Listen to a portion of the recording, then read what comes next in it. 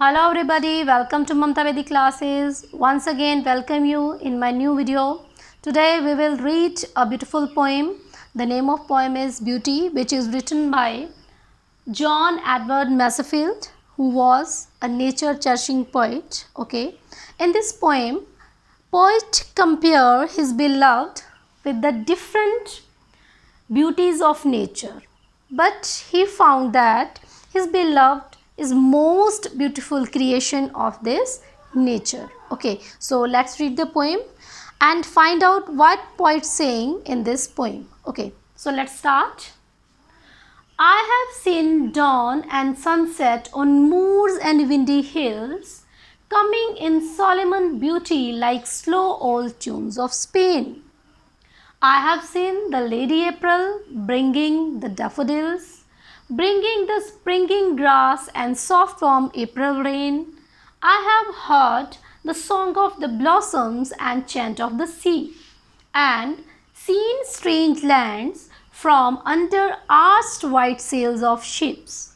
But the loveliest thing of the beauty God ever has shown to me are her voice and her hair and eyes and dear and red curves of her lips. Okay.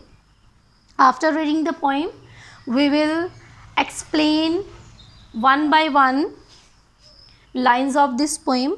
Okay, so let's start. I have seen dawn and sunset. Okay, dawn means time of rising sun and sunset mean when sun sets. Okay, मतलब सुबह का समय, भोर का समय और जब सूर्य अस्त हो रहा है साय का समय, उसको dawn and dusk बोला गया है.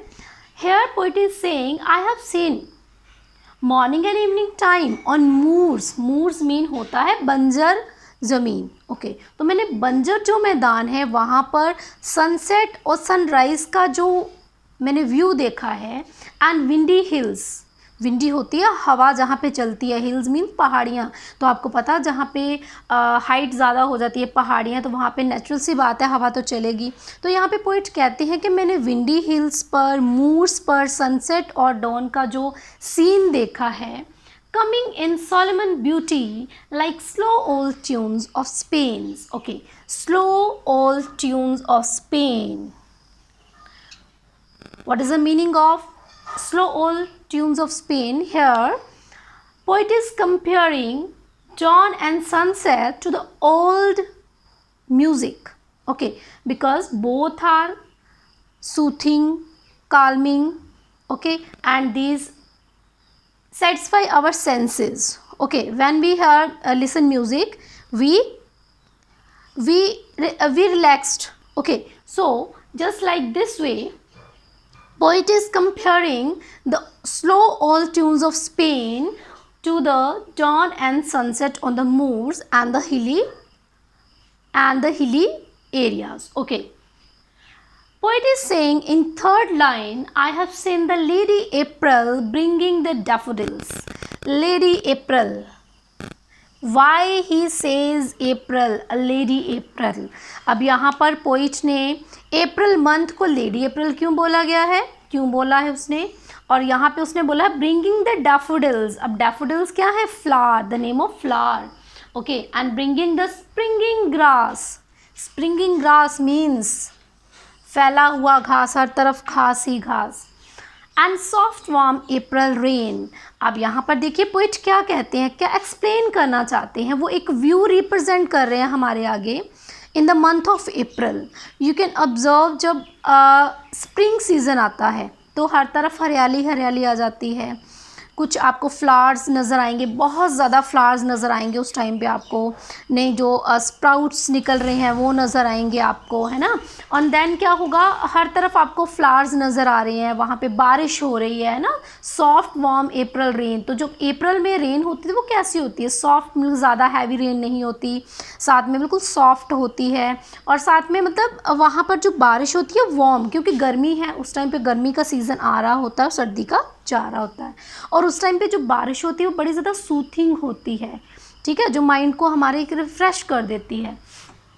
तो यहाँ पे पोइट कहते हैं कि I have seen the lady April bringing the daffodil, मैंने अप्रैल को देखा है डैफोडिल्स को लाते हुए, फूलों को लाते हुए, ब्रिंगिंग द स्प्रिंगिंग ग्रास, और हर तरफ घास ही घास उग जाता है, ग्रीनरी हो जाती है हर तरफ, and soft warm April rain, और अप्रैल की सॉफ्ट जो वार्म रेन है उसको भी मैंने फील किया है। आई have heard the song of the blossoms, अब यहाँ पे पोइट कहते हैं कि मैंने सुना है, आई have heard the song of the blossom, blossoms क्या होते हैं, फूल, ठीक है।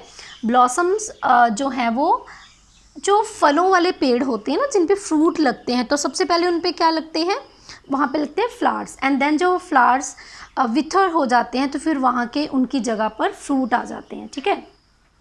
तो जब हवा चलती है तो फूलों की जो महक बड़ी अच्छी होती है, और उनकी जो आवाज़ है, उनकी जो आवाज़ है वो उसको बड़ी ज़्यादा क्या करती है, हमें ज़्यादा काम करती है हमारे माइंड को, है ना। तो यहाँ पे पोइट कहते हैं कि I have heard the song of the blossoms and chant of the sea, और मैंने जो समुद्र है, ठीक है, समुद्र क्या है, उसका शांत मधुर मधुर संगीत चलता है, चैंट होता है, सिंग, ठीक है, गाना।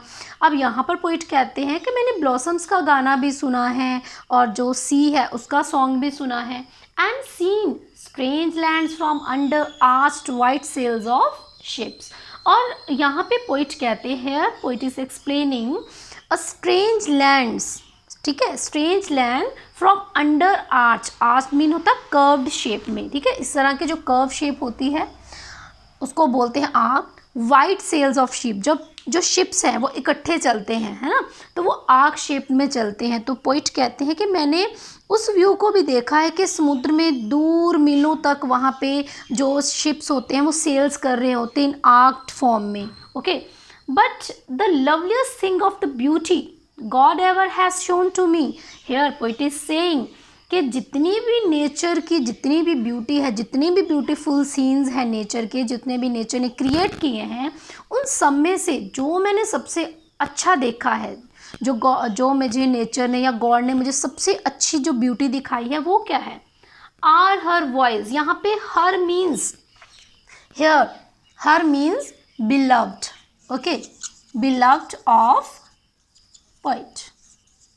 यहाँ पे पोइट कहते हैं कि जो मेरी बिलव्ड है, जो मेरी प्रेमिका है, उसकी जो वॉइस है वो सबसे सुंदर है, एंड हर हेयर्स, उसके हेयर जो हैं, ठीक है, अब मैग्नेटिक हेयर्स हैं, मुझे आकर्षित करते हैं अपनी ओर, एंड आईज़, और उसकी सुंदर सुंदर जो आंखें हैं, and dear red curve, here, dear means here, dear means costly, okay, कीमती।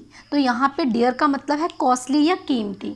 तो पोइट कहते हैं कि मेरी जो बिलव्ड है, उसकी जो वॉइस है, उसके जो हेयर्स हैं, उसकी जो आईज़ है, उसके जो रेड कर्व है, उसके लिप्स की जो बनावट है, तो वो सबसे मोस्ट ब्यूटीफुल है, most beautiful in the world, in the universe. He compares his beloved with the different scenes of nature that God has given to us. Okay, and he find his beloved most beautiful. Okay, you can say the poet says that he has seen the magnificent of dawn and dusk, and beauty of slow old tunes of Spain. Okay, Lady April bringing daffodils, flowers, blossoms, springing grass, soft April rain, and some strange lands under the arched white sails of ships. But the loveliest thing of the beauty of the creature of the God is his beloved. Okay, and in last he praises his beloved, the most beautiful creature or most beautiful creation of the God in this world. So in this poem you observe poet praises his beloved again and again. He compares his beloved to the different things of nature, but at last he give compliment to his beloved. Okay, तो जिस तरह से हमने ये poem पढ़ी और हमने ये समझा कि कैसे जो यहाँ पे पोइट हैं वो अपनी बिलव्ड को कितनी इम्पोर्टेंस देते हैं, उसकी ब्यूटी को कितनी इम्पोर्टेंस देते हैं, और लास्ट में वो सबसे सुंदर क्रिएशन नेचर की किसे बोलते हैं, अपनी बिलव्ड को। तो यही हमारी पोइम थी, यही हमारा सेंट्रल आइडिया है इस पोइम का। आई होप आपको ये पोइम अच्छी लगी होगी, समझ में आई होगी। Thanks for watching my video. We will meet in our next video. Till then, bye bye, take care.